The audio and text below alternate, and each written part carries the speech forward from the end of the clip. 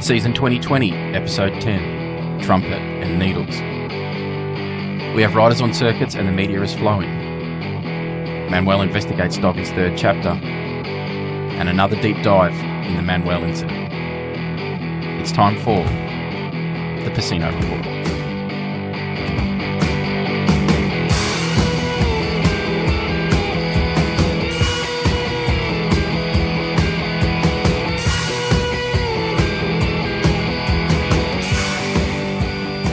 Ladies and gentlemen, it's time for the Pecino Report. It's our 10th episode. We made it 10 episodes ago. This was just an idea in my head that I was annoying an amazing Spanish journalist with constantly. He gave in. 10 episodes later, we've got the Pecino Report in front of you, ladies and gentlemen.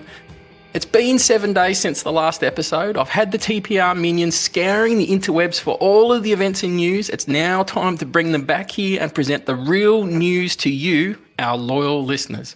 Look, I've got to be straight with you, people. Manuel's actually got me quarantined within the corporate studio that's on the 47th floor of the Pecino Corporate Tower in downtown Adelaide. And I only get to communicate with real people when the team checks in. So I'm looking forward to this as much as you guys are. So, ladies and gentlemen, I can hear laughing in the background. I don't get to see people. I just get to look through monitors. So I can see them through the haze. I can obviously hear you laughing. Stu, how are you, mate? Oh, I'm very well, thank you, Dave, my friend. I hope everyone's doing all right out there in podcast land. It's been another crazy 7 days in COVID lockdown here in sunny Queensland, Australia. We're starting to ease on the lockdown rules.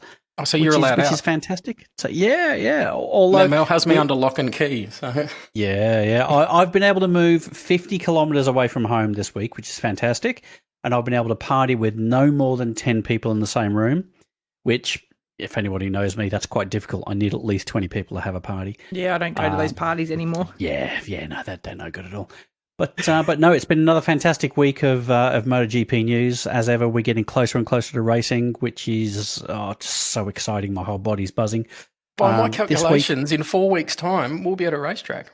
I know. How scary is that? I know. Bits of me started tingling when I figured that out. Yeah. Well, we'll be mentally at a racetrack. We won't physically be at a racetrack, unfortunately, because there can be no public and no media at a racetrack. But of all the crazy news that's been going around this week, the one that's really caught my eye is the news that Ducati test rider Michele Pirro said the ban on MotoGP wildcards this season is unfair. And he suspects that the decision could be related to Honda not wanting Jorge Lorenzo to race for Yamaha, which I think tells me, one, that Michele Pirro needs to stop smoking the broccoli, and or have more. And two, paranoia is alive and well in MotoGP. So for that reason alone, Michele Pirro gets my face palm of the week. I love that sound, my favourite sound. People have got too much time to think, don't they, while they've been locked up? They do, that's exactly right. That's the voice of Andrea. How are you, my dear? I'm wonderful, thank you very much. Glad to be back again. I think we're all going a little bit stir-crazy, so having these little get-togethers each week definitely is a highlight of my week at the moment. Of course, till we get back to work full-time, because who doesn't want to do that? I just want to make an orderly cue to the left. I'm gonna be a podcast person. What are they called? What are we called? Anyway, this week we had lots of fun on Podcaster. It's like a YouTuber but a podcaster. Anyway, it's been a great week on social media. It's been really great interacting with everyone, having the messages. We're getting emails. I just want to give a shout out to Robert. He sent us a fantastic photo of Melissa Paris that he took. I think he took it, right, Dave? Yeah, he did. In Phillip Island this year. Amazing photo. And Andrew made some comments about my pronunciation of lesbians. So I just wanted to give him a shout out because basically it's never going to be the same again. So we're going to meet people and we're going to know who's listened because they're not going to be able to pronounce it correctly anymore. The followers are also giving us book reviews now, so they obviously think that we don't know what we're talking about. Well, obviously. But that's where, and I think they mentioned it. I'm stuck in a bit of a thing here because I go to research, but I don't want to learn things too quickly because I've got to maintain my role as the apprentice. Yeah. So I've got the easiest job out of everyone here. I just do nothing. So you think if you learn too much, we have to fire you at the end of season 1 and get someone else in for Pretty season much. 2? Then maybe you could take on one of my kids or something. Take on someone else that doesn't know. I've got a 5-year-old. That'll do. And the other thing, I saw Rossi got a trophy. I know. Stu? He got a podium. Oh my God. How happy was he? It's the happiest I've seen him in years. I'm really proud because this is one of the only events that Manuel doesn't cover in MotoGP, so I feel as though we're the subject matter experts. Not at all. He Stephen Bradbury'd it. That's it. Oh, did he? I didn't watch this one. Oh, he completely did. He completely did. Manuel's Hey, put a us winner on, is still a winner. Manuel's put us on mute as soon as we talk about eSport. So it's safe. I want them to keep it going once the proper racing's back. I think they should keep doing the virtual races too. Manuel's It's hilarious. With the MotoGP riders, yes. And that voice you can hear in the background is the big boss himself, Mr. Pecino. If I'm very, very nice to this man, he may allow me to see daylight in the next couple of days, and as my quarantine gradually starts to get released. How are you, boss? Hi, guys. How are you? Good to see you again. 1 week without hearing you has been like paradise. You know? You're supposed to say that when we're not recording. And that was not for you, of course. Okay, thank you. I understand completely what you're saying. But no, guys, nice to hear you and to see you again. And now ready to keep on doing our podcast. We are on number 10. That's amazing, eh? Fantastic. That's amazing. Every path starts with one podcast. We have already 10. So good. Who would have thought? Manuel, what's your thought on the virtual races? Do you think they should keep doing them? Look, virtual races for me is like MotoE, the same. Nothing. It's air. You know, the air.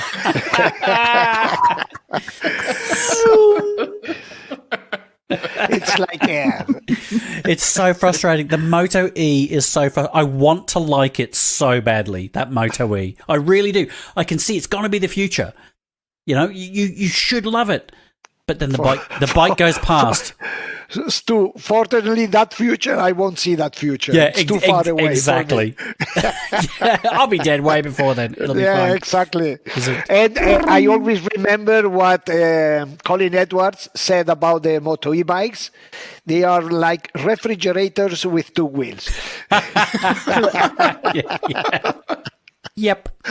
Yep, exactly. He's got a thing with household appliances because he's often referred to his Honda in Superbike days as riding a couch. Mm-hmm. So to see him go back to a fridge reference, I think there's something going on with Mr. Edwards. What is a MotoE? I just Googled MotoE and a type of phone came up. No, that's about right. Yeah. It's a good question. Yeah, it's very close to a phone. How would you, from the seasoned journalist perspective, how would you describe MotoE, Manuel? It's a championship that Dorna has put on its feet to avoid that anybody else does it. You know, cool. Dorna wanted to avoid what has happened in Formula 1, that another promoter appeared and organized Formula E. Yeah. Formula E. So Dorna said, no way. So they will have everything under control. And basically that's what they did. Yeah. Do they just run out of power and slow down and it's whoever gets the furthest? No, they've got USB power packs. Yeah. You ever played Mario Kart? There you go. Their exciting races last around 5 laps. Yeah. You know? And they wouldn't sound that amazing because it sounds to me... It's like... Again, I still haven't seen... Yeah, there's something about the sound that gets you all in with the MotoGP, so I can't imagine this tickles your pickle very much. Tickles your pickle. That is correct. That's it. Like I say, you want to like it. You really do. You know, you can see why Dorna are doing it. There's a lot of pressure about the future and cutting down on burning dinosaurs, that sort of thing. And so Dorna has to take control of the conversation, which is fine. But in doing so, it's just a wet fart driving down the street. I have very clear that it's a pose championship. Yep. You know what I mean? It's a pose. Because, look, if it was the future, don't you question yourself why none of the 6 major motorcycle factories are involved in this championship? That's exactly right. So if this was the future, they should be at least there showing their customers what they are working. But none of them wanted it. In fact, Dorna asked Honda if they could produce bikes for this championship. And Honda said, yes, we have the technology, we are ready, we can produce that. So Dorna said, okay, very good, produce them. And then Dorna asked, how much are you going to pay for these bikes? Wait, what?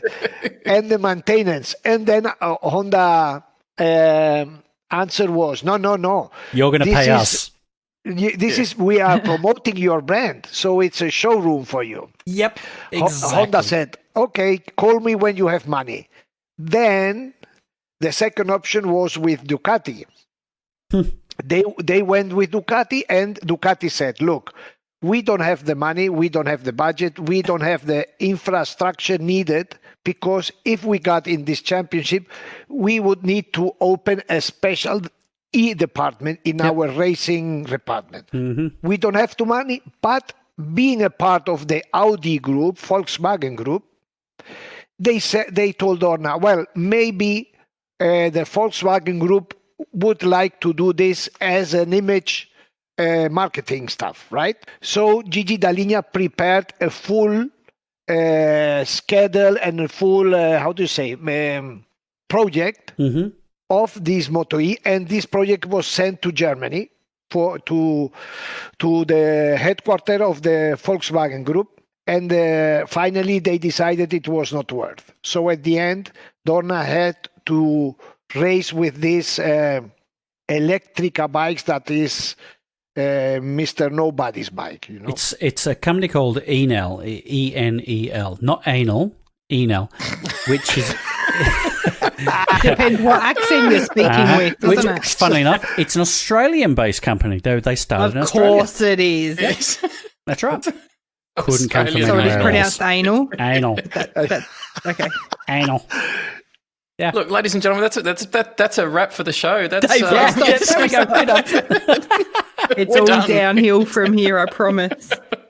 Yes, Andrew, you had your that look on your face of you were something to like chime in on this one. Oh no, I've got to stop. I've got to stop. Oh, we could talk about this all day. Don't worry. The listeners don't understand how challenging it is every week to not swear or say the things that come into my head and almost fall out my mouth. Yeah. We need to get a bleep out noise, and then we can just swear as much as we want, and then we get a... Can we, Aiden, ask? We need our sound guy to tee that up for us. Going back to the conversation we had last week, the 500cc 2-stroke noise. We could have that. Or we could use a MotoE bike sound. I'd quickly like to move on if we could, please, ladies and gents. Manuel, there's been a ton of news coming out of Dorna again. As I said, we're under 28 days until bikes go live. As I said, we're going to have bikes on stands, tyres on warmers in 4 weeks' time. You've got the bunny suit ready. The tunnel's nearly complete. It's the finishing touches. The Mexicans are doing a good work. El Chapo and his friends are fully at work. And guys, check out the photo I posted on my Instagram on Andra_the Pecino report. It's of Rossi. It's a picture that he posted of training on the ranch, and he's like flat out, and I don't know who the photographer is, but oh my God, and his eyeballs are staring straight down that lens. But that's my favourite photo for 2020 so far. It is incredible. You sure he's moving? I think it was taken stationary. Yeah, I think it might have been. No, it was not. It's like one of those rigged photos. They just hang the bike out there and they just let children sit on it. Anyway, keep going, David. And well, the news from Dorna, please. That's the only way we can. I think that the best news of the week is the one Andra just mentioned. That is that the riders are back into action. Right? Yeah. It's the most positive message that could come out, and nobody better than the big ambassador to post it. You know, when we see Valentino on his leathers riding, it's like a breath of fresh air, saying that the Black Nights are ending. You know, we have been, at least here in Europe, we have had 11 weeks of really, really dark night. But now the sun is coming out again. Yep. It's no accident that those photos hit social media. They know what they're doing. It's fantastic. And to add to this, look, there has been already racing happening in Austria, in Spielberg. That is very good. It has been a fun race, but there has been some Moto2 rider like Schroeter, Folger that have raced there, so it's working. Misano has also been opened. There has been rider training. The mentioned Michele Pirro, before he ate that broccoli, was riding there some bikes. He clearly didn't have the test before he got on the bike. and there we are. We are waiting for June, that Dorna is giving out the final statement about the championship. But a super good news is that the Spanish championship, organized by Dorna, will start on July the 4th. Nice. It will start. It's very funny because it will have a race on July the 4th, and the following race will be July 16, the same day than the Grand Prix, and both races will be done in Portugal. Oh, wow. Right. At Estoril? Yeah, one in Estoril and the other one down there in south in the Algarve, where the other track is. So this is fantastic. And I think, that the Spanish Championship is organized also by Dorna, so it will be a very good experiment to see how they can handle a paddock. Nice. So are the Spanish tracks open now? Like, can the riders... No, not yet. We are behind. The tracks in Andorra are open. The riders are testing. Okay. But look, here in Spain, for example, all the riders that have are federated, horse riding and whatever sport, which are more or less professional, are open. So the motorcycle federated must get also this chance soon. The wheel is starting to turn, and this is good news. That is absolutely fantastic news, considering, as you said, the dark nights that have been before. And I'd suggest or give a recommendation to the listeners to head to Ruben Xaus' Instagram page. This is an individual who has been locked up in Italy for the best part of 11 weeks, and he posted some GoPro footage of some of his first laps around one of the Andorran mini bike tracks. I honestly thought that it was in fast forward. If that is what someone is like after being locked up after 11 weeks, it is insanely fast. So. Yeah, but look, Ruben has been always, that he was, at his time, he was a Ducati factory rider in Superbike. And he has been always super fast and efficient doing Supermotard. Yes. Because he's very tall. He's about 2 meters high. Yeah, I was going to say he's built for Supermotard. That's perfect. Yeah, it's very tall. So for him, a normal Supermotard is like a mini bike for us. Yeah. I'll put that in the show notes. It was just incredible to watch. Yeah. Yeah. On my comment about Xaus, you can realize that he's not one of my favorites. All right, let's add him to the Manuel Incident for next week. There we go. All right, point taken. I'm going to store that out my sleeve and spring it on you as a surprise. So, Manuel, you've also been speaking with insiders within Ducati this week. You've given some indication sort of offline that there's now a flood of news coming out of Ducati. Would you like to sort of walk some of the listeners through that? Oh, yes, it's very interesting. And I think the best news, especially for you down under, is that Jack Miller has been confirmed as a factory rider for 2021. Yep. We broke it here last week. We did. We broke it here last week. Aussies are back, finally. Yep. Yes. And everyone else was picking up through the week, but you heard it here first from Manuel Pecino. Yeah, the announcement will be done soon. I think probably this week or the following week, the latest. And this has been, and this is just one of the news that comes out from Borgo Panigale, okay, from Ducati, because in this moment there is a big, I wouldn't say mess, but movement in Ducati, right? Having confirmed Jack Miller as one of the riders of the factory team, the question is who will be his teammate, correct? Of course, yeah. And it should be, normally, it should be Andrea Dovizioso, because after having failed in getting Viñales, after having not been able to get Marquez, Quartararo, Rins, there is not much more that is out there for Ducati, right? Mm-hmm. The problem is that once again, there is a there is a misunderstanding between Dovizioso and the management of Ducati. Right? That's still going on. Yeah, we have seen there is no peace. It's like, do you say in English, a convenience marriage? A marriage of inconvenience, yeah. Yeah, there is no love in this marriage, just a marriage of convenience. Because look, if you go back in time, if we quickly go back in time, since the arrival of Gigi Dall'Igna in Ducati, there has been a misunderstanding between him and Andrea Dovizioso, right? Mm-hmm. Remember when Jorge Lorenzo arrived in Ducati had to fire one of the two Andreas that were in the team, which were Andrea Iannone and Andrea Dovizioso, right? Yep. This was in 2017. So the choice of Ducati was Andrea Iannone. So they decided to keep Andrea Iannone and told Andrea Dovizioso that he could leave and look for another place to race. What happened when Ducati showed Andrea Iannone the contract they had for him? Iannone refused to continue with Ducati and went to Suzuki. So Ducati had to call back Andrea Dovizioso, right?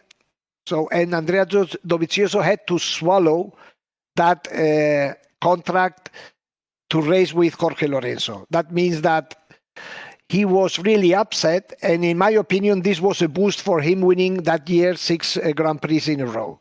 Okay? So the situation that Ducati find themselves in now actually started in 2017. Yes, there is a big, the problem is a lack of trust from the head of Ducati to his number one rider. It sounds very strange, but there is really a lack of trust. So this episode, we had one episode, then we had another episode after Lorenzo left, where Dovizioso was in a strong position, and he was the one who imposed the conditions to Ducati, right? Mm. So at this point, they are even, and now it comes to the new contract. Is Dovizioso going to stay in Ducati or not? That's the question now. And what are your thoughts? What's the news on the what's the news on the street? Yeah. Look, I have a question for you. Okay. If Dovizioso leaves, I put it another way. Who needs more at this time? Ducati Dovizioso or Dovizioso Ducati? Andrea, you go with that. I was about to ask what the answer is. Hang on, I've got a bottle cap. Let me flip it. Ready? That's not how questions work. Well, for mine, I would say, realistically, that comes back to, if Dovi is to leave, what is the alternative? Who is sitting in the... Good. Exactly. Who is sitting in the wings? That's what I was going to say, Stu. You beat me. Thank you. Just by a millisecond. So when you put it that way, Ducati needs Dovi more, because there's no one obviously waiting in the wings. There is. Manuel disagrees with you. Look, look, the sequence to get to the answer is very clear. Okay, who needs who? Which would be the alternatives? Then you put on the table the possible alternatives. Mm-hmm. Okay, in this equation, Jack is a fix, right? Yes. Yeah, he's a fixed sum. Yeah. You just look around. It would be Jack with Petrucci, Jack with Zarco, Jack with Morbidelli if they try to get him. Does any of these couples say something to you? No. Nothing says championship. Yeah. And it's like throwing a coin into the air and wait to what side comes out, right? Exactly. Okay.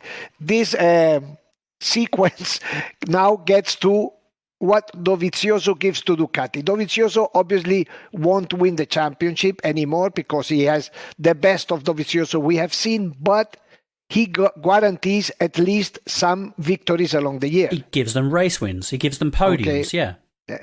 Race wins, which we don't know if it's going to happen with Jack and who else, right? Yeah. So there we have the answer. Yeah. Didn't we all put our money on Jack, so it doesn't matter who else is riding? The conversation stopped for Andrew after.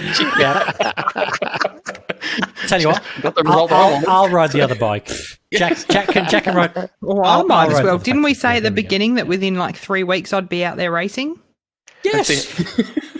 Bloody coronavirus, I would have been there. Just getting back to Dovi's options, though, it's coming out in alternate media that Mark, within the Repsol team, is potentially not feeling the love.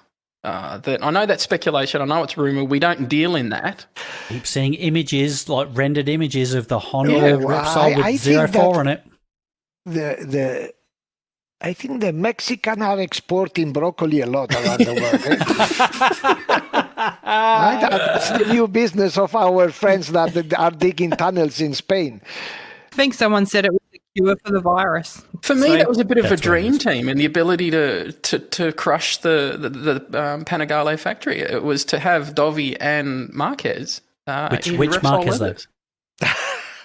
Sorry, Mark not feeling the love. I meant to say Alex. I apologise. Yeah, exactly. Okay. That's why I thought about the broccoli. That's No. We know that Mark's set for the next 4 years. He's a fixed entity. Yeah. Look, well, there is the speculation that, yes, Dovizioso could go to Honda, but I don't see any sense, Mm-hmm. I can't see any sense, and I also can't see that they would pay him what he's asking to get paid in Ducati, right? He's already taken a pay cut at Ducati. We know. Oh, yeah, a lot. And the problem is that because it's clear the Ducati factory has been closed for 4 weeks, okay? Mm-hmm. And this means there has been no production, right? Also, the selling of the bikes have dropped a lot. So it's clear that everyone has to readjust their incomes, riders inclusive. And True. This is exactly the problem at this point, what Dovizioso or his manager does not accept. But this is a normal point to start a negotiation. Of course. Each one starts from 1 point, and then you get where there is the deal, if there is a deal. Yeah. But I don't see Dovizioso on Honda, really. I have thought about that, and I don't see him there. Yeah, so we're seeing the same thing in other leagues as well, F1 as well, especially. There's a lot of talk of the riders and drivers that are expecting the same incomes that they were in previous years are dinosaurs, and there's going to be this massive readjustment over the next couple of years. Oh, yeah, this will be everywhere, especially in these sports, So, all right, we can pretty much bolt down. Ducati is essentially looking at one option from the factory side with Miller and Dovi. Who is going to be, that creates a spot within Pramac. So who is going to pick up the second bike within Pramac? Who are the top choices for that? I think that we should ask better who are going to pick up the two bikes. Remy Gardner. We're starting that rumor now again, aren't we? Oh, wow. Well, I know what you are starting to understand a bit of this. I understand all of it. Only because he's my mate now, so I'll just recommend him for everything. I tell you that I contacted Remy in these days and asked him if there was a door open there. Yes. So Andra did a good shot. Yes. Okay. Andrew's a bit psychic, maybe. Let me quickly explain you let me quickly explain you about the Pramac situation. The Pramac team is basically the junior team of Ducati, right? It's a place where Ducati puts in riders who have shown something special. Mm-hmm. So they put them in their environment, and then there is a process that is always the same. A young rider that arrives at the Pramac team, he has 2 years to show if he's capable or not. The first part... Actually racing in MotoGP, you mean? Yeah. Yes. Okay. Yep. So the first part of the first season, they allow this rider to get used to the bike, which is a difficult bike that we know. Yeah. Then the second part of the first season, they expect this rider to show something. Top 10 results. Yep. To show performance, a grow. Let's say the grow from the first part of the season, and then the second season, this rider have to really put on the table his skills and to show what he's capable. If he doesn't show what they expect, he gets kicked out of the team with no mercy. This is the process, and I think that's pretty correct. In this situation, it's actually Pecco Bagnaia.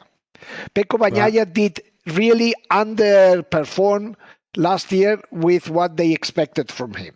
So Pecco is under a lot of pressure, probably more than Jack in the factory team, because Pecco knows that he has to perform. If not, he will be dismissed.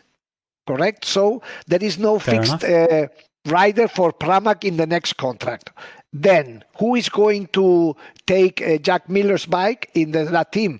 I know because I have been told this, that there is a Moto2 rider. They have already signed with a Moto2 rider. And Spanish, isn't he? And there is where Andras Guess jumps into this equation. So are they not saying who that rider is? Not to me. Not to me. I know. I can tell you that in Ducati for years, they have been kind of in love with Jorge Martin. That's the guy that I've heard. That's the one. Okay. Oh, the one with the stomach. That's the one from episode 8, ladies George and gentlemen. Martin. If you want to go and have a look at the cover art for episode 8, that was the one that was recommended to Andra to go and investigate his abdominal muscles. Exactly. Yeah. Hey, it's important to have a strong core to ride motorbikes. Thank you. It's all about the core strength. But yeah, that's the guy that I've heard as well. As much as we think that Remy would be a good fit for that ride. Yeah, I'm hearing that Jorge Martin is the one that they're in love with. Yeah, they have been for years following him. But in this case, my question is, you know how radical Red Bull and KTM are with their riders. So this would mean that they would allow a rider they have brought from the junior team to leave to another team. Step out this of the system. This is the only thing that doesn't match in my story, right? Yep. And therefore, I thought that Remy, as he told us in our podcast, he's looking forward to jump up into MotoGP. Could be an option, I think. That's what I'm saying. People need to have a listen, because I was just thinking back from when we spoke to Remy if there was any little hints that we could pick up on if we listened back on it. I spoke with them, and they told me that until this moment, there were just talks and rumors, nothing fixed. Mm-hmm. So realistically, the question is, does Remy have the relationships and Remy's management have the relationships to be able to be having the conversations with Ducati? Or is that just wishful thinking on Remy's behalf? Stu, you are reading my mind tonight. I don't know. Incredible. It's that facial hair he's got going on. I wish our listeners could see him. Stu's sitting here right now with a moustache. He had a beard, but he's shaved out the bit that goes under your chin, so it's not at all. It's almost like a motorcycle handlebar, right? Ladies and gentlemen, Google an individual called Mark Chopper Reed, and you'll get a very clear description of what Stu looks like tonight. Sorry, Manuel. No, look, Stu, that's exactly what I thought. Look, if there is a chance for Remy, there are two things that are going to happen. One, he will go out in the first races like dead or die, because he has to show from the very beginning. It sounds like he will. To attract the attention, because if it shows it in November, it's too late. He had to show it in July and before the end of August. Then the other thing is to have a good manager. At this point, the manager is so important. He has to have the contacts, the ability. He has to have the ability to sell his product. Yes. Does Remy have that now? I don't know. I was told that it's a she that runs the staff of Remy. Okay. I don't know her. I don't know who she is. Is he with just one person, or is he with like an agency that has lots of customers? We should have asked him these questions, shouldn't we? These are great questions for an interview, maybe. Maybe we need to tee up another one. Do you think we can have a talking about the important things like fishing and Dave? Yeah. And well, getting back to the other bike that will be on that Pramac team with Pecco's bike, Ducati obviously had their eye on him for a good number of years as well, and then brought him in to Pramac. What's got Ducati convinced that Jorge Martin isn't going to be the same as Pecco? Because I remember Stu and I at Phillip Island last year, we were crazy over Pecco and his performance in Moto2. We were standing on tables, jumping up and down, screaming across fences big thing for Pecco. We thought he was and the virtual races. We honestly thought he was going to be the next big thing. And when Ducati lofted him up, how does Ducati ensure themselves that Jorge Martin isn't going to, or is it just a bet that Jorge Martin's going to perform? Look. That Pecco is a talented rider, nobody can doubt, because he has been incredibly talented in Moto3. In Moto2, he won, I think, 7 races in the year he went the champion. But if Pecco would have gone in MotoGP on a Yamaha, we wouldn't be talking about Quartararo. We would be talking about Pecco. Okay. Bagnaia, okay? So, look. For example, I understood that something with Bagnaia wasn't very right when in Le Mans this year, what's that? I haven't heard of that place. Never heard of it. What's that? Where's that? In Le Mans this year, I asked him how did he feel in a track stop and go like the French one. Le Mans is a track with straight corner with no secret. And I was so surprised when he answered me, no. For me, Le Mans is not a stop-and-go circuit, but a flowing track. I said, what? And then the other night, 3 or 4 nights ago, I had a chat with Pecco. And I was told that my problem is that I ride the bikes like Jorge Lorenzo. He's a guy with a lot of corner speed. Flow. Yeah. And this on the Ducati doesn't work. Doesn't work, long swing arm, turn and go. And, he's like, his style is like Max Biaggi style, like Lorenzo style. And he has to adapt his riding to the Ducati. And this was the problem he has had, because nobody can doubt about his ability to ride. In that regarding Jorge Martin, he is a much more aggressive rider. Heartbreaking rider, so this is what Ducati has seen in Jorge Martin. I'm going to do it again. I'm actually going to refer you to an Instagram post of this time of Maverick Vinales on the same track that Ruben was riding with, but Vinales was riding with the mini bike track with Jorge Martin, and he said there's footage of how deep under brakes. I'm assuming they're the same bike, but how deep under brakes Jorge was able to claw Maverick back. And you could see very, very clearly, it was one of the first times I've been able to see it. Maverick has got that get the bike upright MotoGP style and let the power take him out. But Jorge has yet to figure that out. He's got going in. He closed 6-7 bike lengths on Maverick, but lost it on the exit out. Yeah, mid-corner. And that was, for me, it was just like he's already unlocked 50% of what his mind may need on a Ducati. So yeah, for me that was a standout. I'll also put that in the show notes. I'm educating myself completely on MotoGP through Instagram this week, if you haven't noticed. Go the gram. He's all over it. Go, Stu. Manuel, random question for you without notice. So how would you have seen the 2019 season if you'd have swapped around Pecco Bagnaia and Franco Morbidelli's rides? You put Morbidelli onto that Ducati and you put Pecco Bagnaia on the Yamaha. How do you think those results would have come? And how do you think Quartararo would have handled that?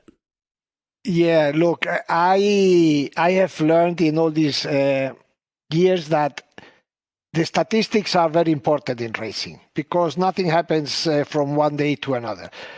Pecco has been better rider than the others in Moto3 and Moto2. And there are the results.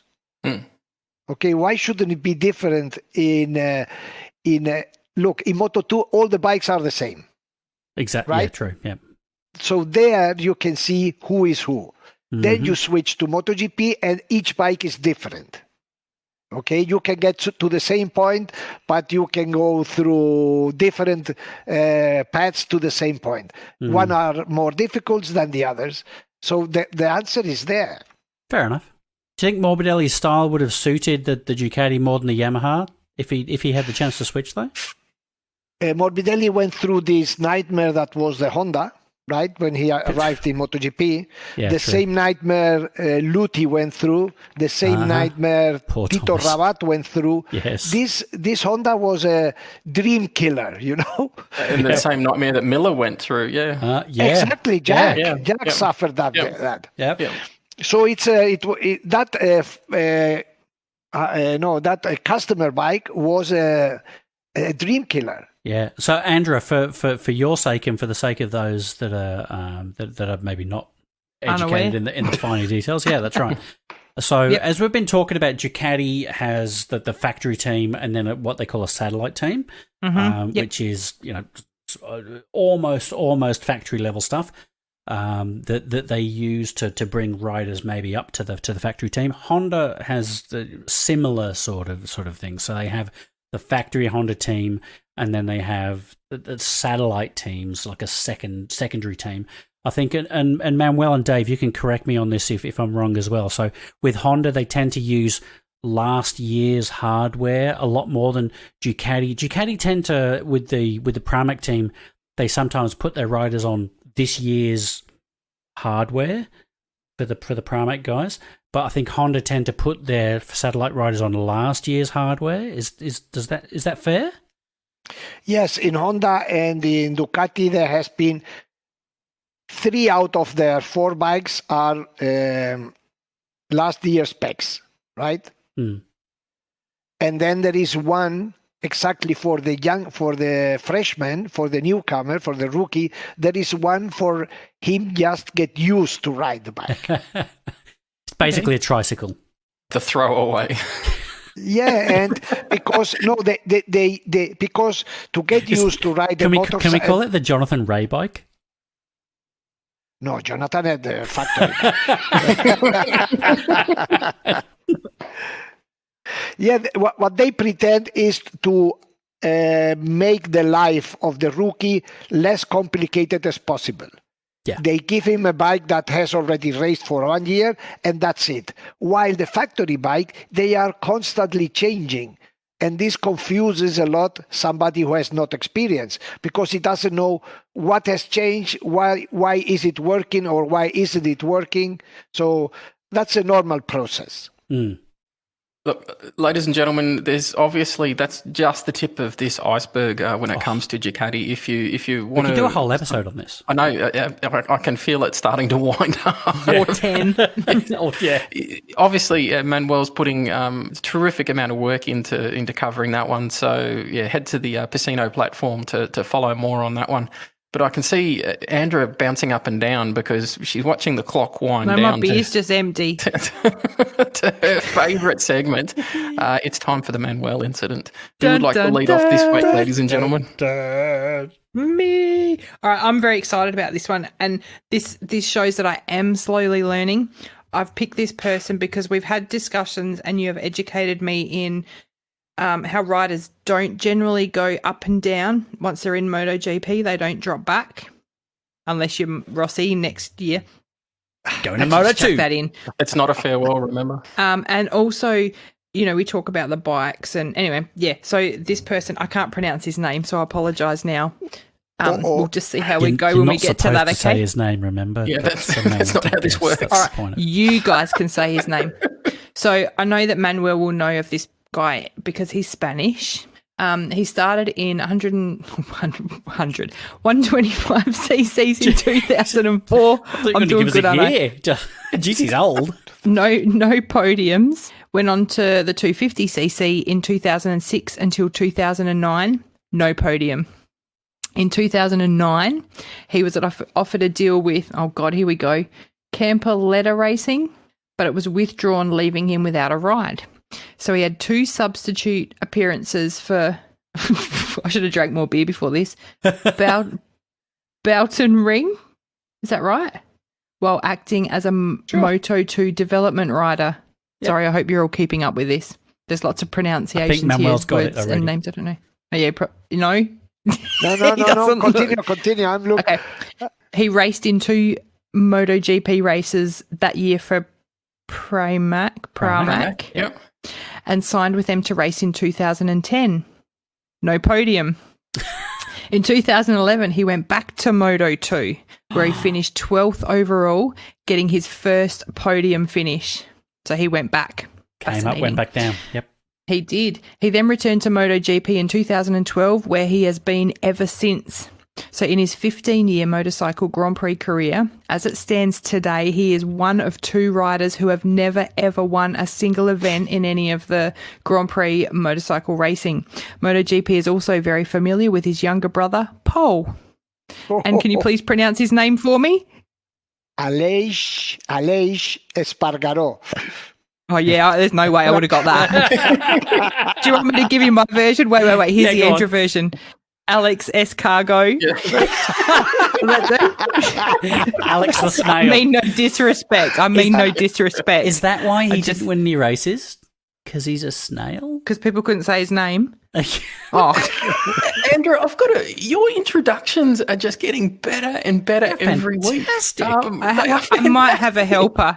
I do have a little helper. Well, Aleix, one word about Aleix. Yeah. And it can't be Pol. Survivor. He's a survivor. Nice. Because Andrea perfectly described this word, survivor. He has survived and up and down, back and forward, and he's one of the... I didn't know that there was another one who has never won a race in Grand Prix. But this is... that's all I remember. Well, anyhow, this is the sign of identity of Aleix Espargaró.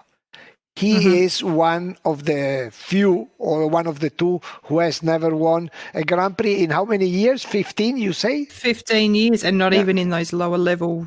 My questions are, sorry, I'm interrupting what you need to do here, but how does he get to MotoGP? He's obviously incredible to have done what he's done, but he's not won. So how does he get in MotoGP? How does he drop back to Moto2 and then come back to MotoGP again?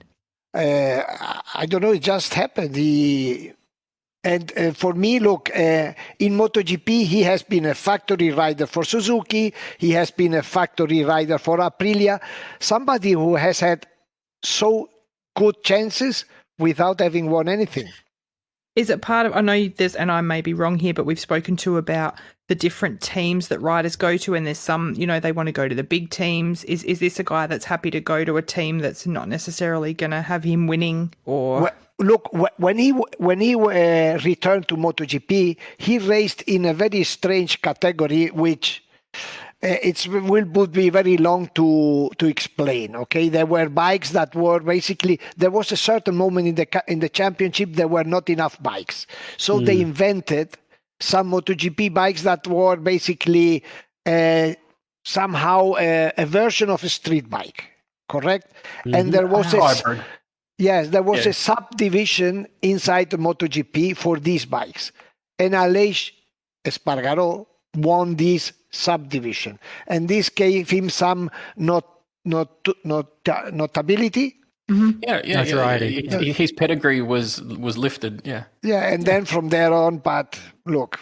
Have you had any direct dealings with Aleix? Is there something that stands out for you from an experience perspective? Yeah, he's riding. He's too aggressive riding. He brakes very hard, but he doesn't have the speed. Because all the teammates he had, Maverick Viñales arrived in Suzuki and immediately was faster than him. He has been... the thing that he seems that he isn't a bad developer, because after so much experience, he probably knows how to do the job. But his limitations are in his CV. So when we think about what we spoke about last week about who's a killer and who's not a killer, would you say he's maybe missing that last 1% of killer instinct? He doesn't even get into the selection of. I was trying to be nice, Manuel. We start to ask ourselves if he's a killer or not at a certain point. All right, Stu, let's walk away from that one. Let's just quietly and don't look at the evidence. Can you redeem yourself, Stu? Do you want to kick off with the next? I actually know who yours is. Do you want to, as I said, do you want yours now or do you want yours at the end? Well, I want to do mine at the end. I think... After Julian Ryder of last podcast, that was difficult, eh? Yeah. No, Dave. I'm going to make sure you'll get this one. No, you go, Dave. Go on. All right. I know you've your HRC guys, Manuel. So I chose pretty carefully on this one. He's been a part of the Honda family since 1996. He left to study in the USA in 2002. He is a chassis engineer. Takeo. Bingo. That took a long time, didn't it? Compared to last week where we had to That's edit the out first time that's happened. Takeo Yokoyama. Uh-huh. Absolutely. For the listeners, Dave, do you want to just finish? Yeah, sorry. No, that's fine. He rejoined HRC in 2004 as a chassis designer. After 3 years working as Danny Pedrosa's, a long-time favourite of this show, he worked as DP's track engineer. Stunt double. A stunt double. And he's now stepped up into the role of technical director, where he's able to use all his experience. The first question I've got before we get to what does a technical director do within HRC? He is what in other places would be called project leader. Okay. You understand? Yeah. Yep. Because the Japanese, they have so many different ways to say the same thing. But he is basically the responsible of MotoGP racing in HRC. Everything goes through him. Wow. So no pressure. Yeah, exactly. A lot of pressure. Yeah, exactly. Yeah. Wow. So how would you describe Takeo in one word? How do you say it in English? Race junkie? Oh, really? Cool. Okay. Absolute. Look, I did an interview with him. I tried to find out the B side of all these people, right? Mm-hmm. Doing a series of interviews called Whoever It Is in the Mirror. Looking himself in the mirror, right? And when I sat down with them, I said, look, I want to know what you see when you look into the mirror. What do you like from yourself? With sin, you are more flexible, and which one do you don't forgive, and so on, so on. So when I sat down with Takeo, he told me, and I was with my eyes open like this, like dinner plates. Yeah, because I asked him, well, what do you do when you are not racing? He said, I think about racing.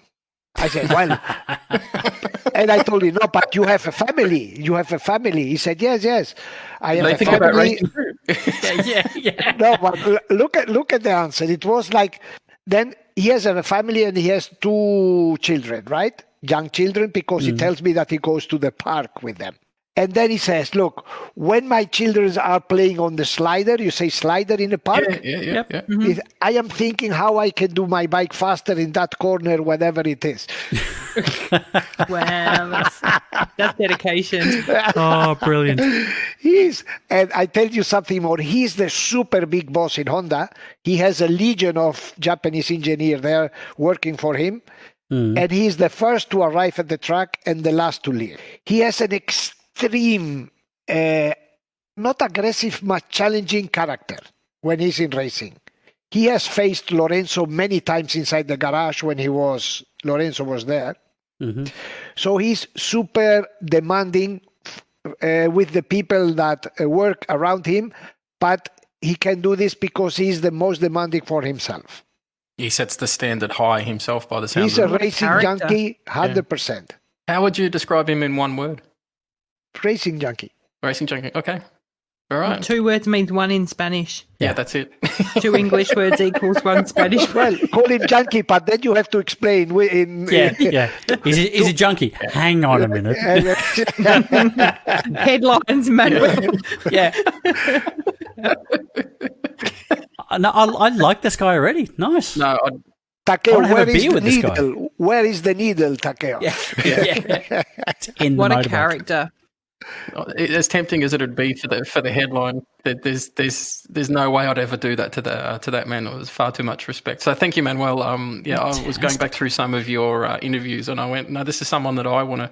He's one of those individuals in the paddock, and Andrew, when racing does start, he does stand out from a physical perspective. He looks, moves, and behaves very, very differently. I mean, you can pick him in camera footage very, very quickly. And he's Western Japanese.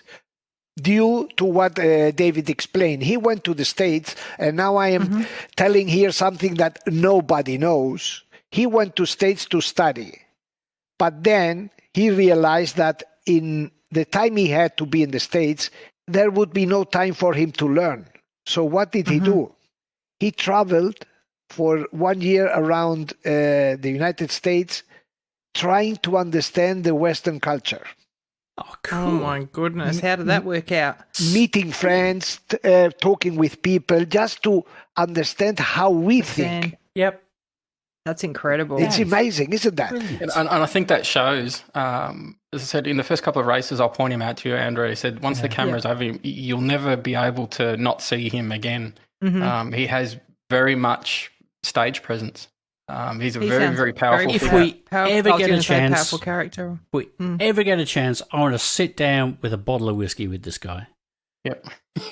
I asked him which was the thing that he less forgives in a person, and he said, the lie. If somebody lies to me, and this also, think of this, linking it to his job. When a rider comes into garage and tells something that he knows is not true, this upsets him. Yep. And I imagine he'd pick it straight away too. He sounds very intuitive. And Speaking of upsetting, it's over to you, Stu. I'm actually going to step away from the microphone on this one. Dave knows who it is. This is going to be a bombshell. Okay. Here we go. Now, just precursing this with, this is the Manuel incident. This is the Pecino report. This is complete honesty. There are no agendas here. No. Okay. So, this motorsports personality is recognised by everyone in the MotoGP paddock. Whether he's there or not, everybody knows who he is. Hailing from Spain, his interests span far beyond the action on the track. He's an accomplished Jai player. In fact, he was 5 times champion of Spain, and he takes a keen interest in many other forms of motorsport.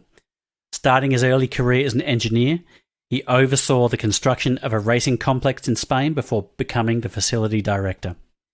This clearly placed him on the path of motor racing, and he soon stepped up to become the director of the Real Auto Club of Spain. Yeah, there it is. There it is. Got it. Including managing Carlos Sainz in the World Rally Championship. He soon found himself heading the organisation that had just acquired television rights to the Motorcycle World Championship, as it was called then. In this role, he went on to take control of multiple series, including World Superbike. Under his careful guidance, the development of young riders has become a priority to the point where now there is a distinct and open path for juniors to race at the highest levels. We are, of course, talking about none other than the godfather of MotoGP himself, Mr. Carmelo Ezpeleta. There we go. The boss. The boss. You know that there is a city in the Basque Land called Ezpeleta. Really? Yes. Is that by convenience, or is that? So his origins, although he was born in Barcelona, I think, or in Catalonia somewhere, his origins are Basques. And he played as a kid, as a young man. He played a play they use to play in the Basque Land, that is hitting a ball against the wall. I don't know how you call it. Have you ever seen that? Big, again, and this in the Basque Land, this is a huge sport that moves a lot of money of betting, a huge sport. Yeah. So for those that can't see, if anybody is a tech geek, if anyone's ever seen the movie Tron, where one of the first scenes in Tron, there's two guys in a room. Each of them has like a big hook on the end of their hand, and they're throwing a ball at one another. This is the very similar sport. This is Jai Alai. In Miami, yes. Exactly, yeah. And this is... Is that like squash on steroids? Basically, yeah. Only instead of having rackets, you have these a massive big hook hands, and you hoik them at one another, and you bounce them off walls, and it's incredible to watch. Stu, the ones who do this with this apparel are the pussy ones, because the other ones do that with their head, just with the bare head, hands, with the bare hands, hitting the ball. Okay, if I have to describe Carmelo, that's a very difficult one, very difficult. Carmelo with one word. Because for me, Godfather isn't a positive way to do it. No, and I mean that in the most positive. Yes. I apologize if anybody got a negative connotation to that. I mean it in the most positive way. If it's in a positive way, I take it from you. Yeah. Exactly. He's done so much for the sport and the industry. Yes, maybe just the father of where we're at right now. Does he see himself as a father figure in the paddock, or does he doesn't? He's the godfather of this sport. Okay. He's powerful. He takes decision. He has he reinvented this sport. He took this sport from the completely. He saved the sport from my perspective. Yeah, no, and it was before. It was just friends racing. Basically. Colleagues, mates, racing, and now he turned it into something professional. A global machine. Exactly. Yeah, absolutely. And I think what I've seen in looking at the history of Dorna as well since he stepped up is, as I said at the end there, the work that he's done with junior leagues around the place as well. Yeah, no, he thinks. Look, he doesn't think in the today. He thinks forward. And he plans because he knows he has clear that he has to feed his business, future-wise. This he has.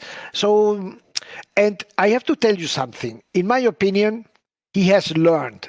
He didn't, he's not a person like he was born knowing what to do. He has learned. He has done many mistakes, but he has, until he got to the place where he's now. This is important, because he has failed, but he has kept going forward, and at the end he has found the structure and the way to do things. I think the fruit of that process is definitely starting to show us that it's one of the strongest championships, in a motorsport perspective, if not globally in global sport. Stu, I know you're a huge Formula One fan, but the competitiveness that Carmelo's guidance has resulted in, I said, have a look at the times in the top 10, top 15. Oh, indeed. And that's just unprecedented. And then that's come on his watch, and I don't think that's any mistake. So from my perspective, thank you. This is a sport I love. I said it's only improving. And I tell you something that is absolutely unique in MotoGP, and this is a merit of the one who ran the sport. The stars are still, how do you say, you can access to them. Yes, absolutely. Yes. You exactly. know, the Formula One riders, they live like in a cage. Yeah, in a bubble. In a bubble is the word, yes. Yeah. We still have access with them. We can interact. I have the telephone number of Valentino. I have the telephone number of different riders. Yeah, Can you imagine this? That'll be fine. Hang on, wait, what? Andrew's like, you've got whose number? So this is unimaginable in other sports. I don't know, in the most popular sport in Australia, Australian football or whatever you played, or rugby or boomerang throwing. I'm not going to mention the one you do too like. I'm not going to mention that. But in which other sport you have access to these people? And they are open and you can sit down with them and have a coffee.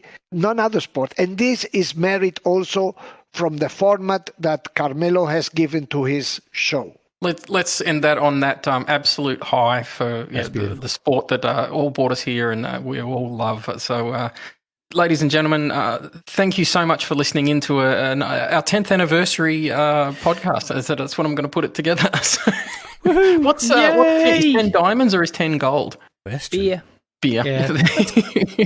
Well, for me, it's whiskey. So, why not? Andrew, thanks for pulling yourself off the couch and putting your hair up. Thank God people can't see the video or below my chin. Yeah. Stu, thanks for shaving at least some today, mate. I had half a shave, And Manuel, as always, you're the glue that binds this train wreck of a podcast together sometimes. One of us has to be sensible. Manuel, where can the listeners get all the truth from your MotoGP experience? Well, I am finally. I have opened my new Pecino GP, pecinogp.com and it website. Looks fantastic. Then there is another version in Spanish that you can read when you finally learn some Spanish.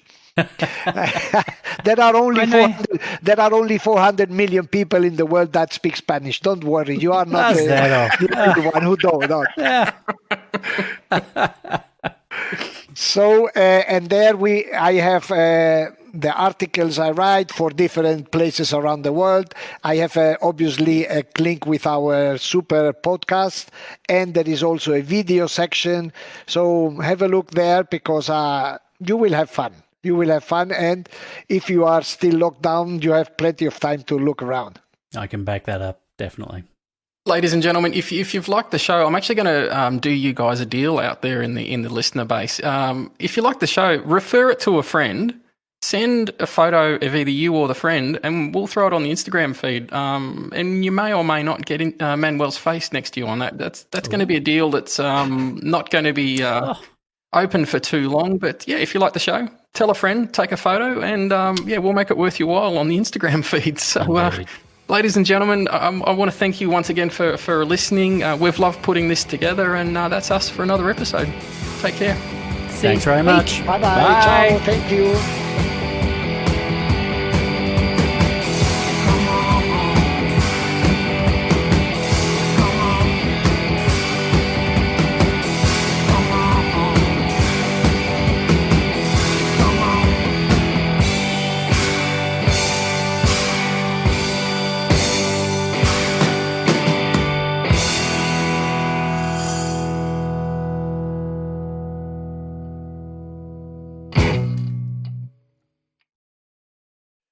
Look, first of all, hi to everyone. Edra, nice to see you again. With Stu and David, I can't say the same. Hello. Hello. Yeah, all right, whatever.